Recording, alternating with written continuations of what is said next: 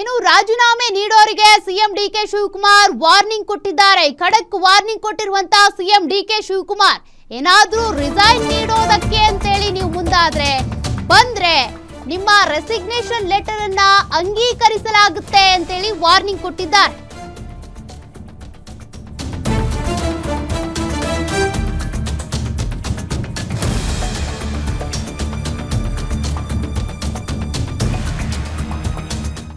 ನಿನ್ನೆ ಹೈಕಮಾಂಡೇ ಈ ಸೂಚನೆಯನ್ನ ಕೊಟ್ಟಿತ್ತು. ಇಷ್ಟೆಲ್ಲ ಆದ್ರೂ ನಾವು ಇಷ್ಟೆಲ್ಲ ಭರವಸೆ ಕೊಟ್ರು ರಾಜೀನಾಮೆ ಕೊಡೋದಕ್ಕೆ ಬರ್ತಾರೆ ಅಂದ್ರೆ ತಡ ಮಾಡದೆ ನೀವು ಇಸ್ಕೊಳ್ಳಿ, ಅಂಗೀಕಾರ ಮಾಡಿ ಅಂತ. ಹಾಗಾಗಿ ಡಿಕೆ ಶಿವಕುಮಾರ್ ಕೂಡ ಅದನ್ನೇ ಹೇಳಿದ್ದಾರೆ. ತಡ ಮಾಡದೆ ಕ್ಷಣ ಮಾತ್ರದಲ್ಲೇ ನಿಮ್ಮ ರಾಜೀನಾಮೆ ಪತ್ರವನ್ನ ಅಂಗೀಕರಿಸ್ತೀನಿ. ಎಲ್ಲಾ ಸಂದರ್ಭದಲ್ಲಿ ತಾಳ್ಮೆಯಿಂದ ಇರಬೇಕಾಗುತ್ತೆ. ಪಾರ್ಟಿ ತುಂಬಾ ಮುಖ್ಯ ಅಂತೇಳಿ ಸಿಎಂ ಡಿಕೆ ಶಿವಕುಮಾರ್ ಹೇಳಿದ್ದಾರೆ. ರಾಜೀನಾಮೆ ಕೊಡೋದೆಲ್ಲ ರಾಜಕೀಯದಲ್ಲಿ ನಡೀತಾನೆ ಇರುತ್ತೆ. ರಾಜೀನಾಮೆ ಕೊಡೋರನ್ನ ಯಾರೂ ತಡೆಯೋದಕ್ಕಾಗಲ್ಲ. ಪಕ್ಷ ಬೇಕು, ಭವಿಷ್ಯ ಬೇಕು ಅಂದ್ರೆ ಇರ್ಲಿ, ತಾಳ್ಮೆಯಿಂದ ಕಾಯಿರಿ ಅಂತ ಸಿಎಂ ಡಿಕೆ ಶಿವಕುಮಾರ್ ವಾರ್ನಿಂಗ್ ಕೊಟ್ಟಿದ್ದಾರೆ. ಹಿಂಗಾಗಿ ನೀವು ಯಾರಾದ್ರೂ ಬ್ಲಾಕ್ ಮೇಲ್ ಮಾಡಿ ಸಚಿವ ಸ್ಥಾನ ಗಿಟ್ಟಿಸ್ಕೊಳ್ಬಹುದೇನೋ ಅನ್ಕೊಂಡು ಹೋದ್ರೆ ಬೇಡ, ರಾಜೀನಾಮೆ ಪತ್ರ ಪಕ್ಕಾ ಅಂಗೀಕಾರ ಆಗುತ್ತೆ.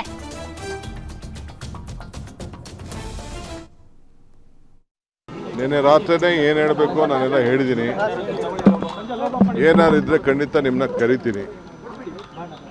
ಸೊ ಅಂಥದ್ದೇನು ಹೊಸ್ತೇನಿಲ್ಲ. ಈಗ ನ್ಯಾನೋ ಕಾನ್ಫರೆನ್ಸ್ ಇದೆ, ಅದಕ್ಕೆ ಇನಾಗ್ರೇಟ್ ಮಾಡಬೇಕಾಗಿದೆ. ಕೆಲವು ಎಂಗೇಜ್ಮೆಂಟ್ಸ್ ಇದೆ, ಕೆಲವು ರಿವ್ಯೂಸ್ ಇದೆ. ಎಲ್ಲ ಮಂತ್ರಿಗಳಿಗೆ ನಾನು ಕೂಡಲೇ ನಾಳೆಯಿಂದನೇ ಎಲ್ಲ ಬರ ಪರಿಹಾರಕ್ಕೆ, ಬರ, ಅತಿವೃಷ್ಟಿ, ಅನಾವೃಷ್ಟಿ ಇವಕ್ಕೆಲ್ಲ ಭೇಟಿ ಮಾಡಬೇಕು ಅಂತ ಹೇಳಿದ್ದೀನಿ. ಟೈಮ್ ವೇಸ್ಟ್ ಮಾಡಿಬಿಡಿ ಅಂತ. ಸೊ ನಾಳೆಯಿಂದನೇ ಎಲ್ಲ ಜಿಲ್ಲೆಗಳಿಗೆ ಹೋಗಬೇಕು ಅಂತ, ಎಲ್ಲ ಆಫೀಸರ್ಸ್ಗೂ ಎಲ್ಲ ಸೈಟ್ ವಿಸಿಟ್ಗೆ ಏರ್ಪಾಡು ಮಾಡಬೇಕು ಅಂತ ಇನ್ಸ್ಟ್ರಕ್ಷನ್ ಕೊಟ್ಟಿದ್ದೀನಿ. ಸೊ ಆ ಕೆಲಸದಲ್ಲಿ ಎಲ್ಲರೂ ಕೂಡ ತೊಡಗ್ತಾರೆ, ಎಲ್ಲ ಜಿಲ್ಲೆಗೆ ಹೋಗಬೇಕು.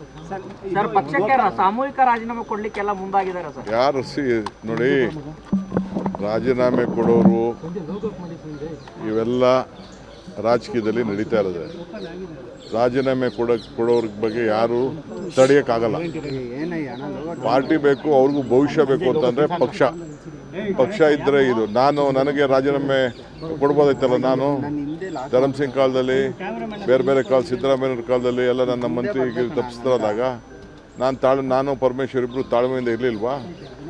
ನಿನ್ನೆ ಯಾರು ಹೇಳಿಲ್ವಾ? ನಾನು ವೀರೇಂದ್ರ ಪಾಟೀಲ್ ಕಾಲದಲ್ಲಿ ಬಂಗಾರಪ್ಪನವ್ರಿಗೆ ಕೊಟ್ಟಿರಲಿಲ್ಲ, ಖರ್ಗೆ ಸಾಹೇಬ್ರಿಗೆ ಕೊಟ್ಟಿರಲಿಲ್ಲ, ಧರ್ಮಸಿಂಗ್ಗೆ ಕೊಟ್ಟಿರಲಿಲ್ಲ. ಅವರೆಲ್ಲ ಚೀಫ್ ಮಿನಿಸ್ಟರ್ಗಳಾಗಲಿಲ್ವಾ?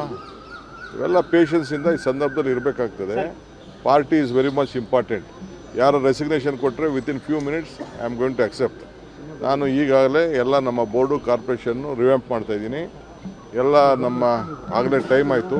ಎಲ್ಲರೂ 2 ವರ್ಷ ಅಂತ ಮುಂಚಿತವಾಗಿ ನಾವು ಹೇಳಿದ್ದು, ಮಂತ್ರಿಗಳಿಗೂ ಹೇಳಿದ್ದು. ಅದನ್ನು ನಾವು ಮುಂಚಿತವಾಗಿ 2.5 ವರ್ಷ. ಈಗ ಎಲ್ಲರೂ ಕೂಡ ನಾನು ರೆಸಿಗ್ನೇಷನ್ ಸಬ್ಮಿಟ್ ಮಾಡಿ ಅಂತ ಅಂದ್ಬಿಟ್ಟು ಬೋರ್ಡು, ಕಾರ್ಪೊರೇಷನ್ಗೆ ಫಸ್ಟು ನಮ್ಮ ವರ್ಕರ್ಸ್ಗೆ ಹೇಳ್ತೀನಿ. ವರ್ಕರ್ಸ್ ಎಲ್ಲ ಫಸ್ಟು ಫಿಲಪ್ ಮಾಡ್ತೀನಿ. ಆಮೇಲೆ MLAsನ ಕರೆದು ಒಬ್ಬೊಬ್ಬರನ್ನೇ ಮಾತಾಡ್ತೀನಿ.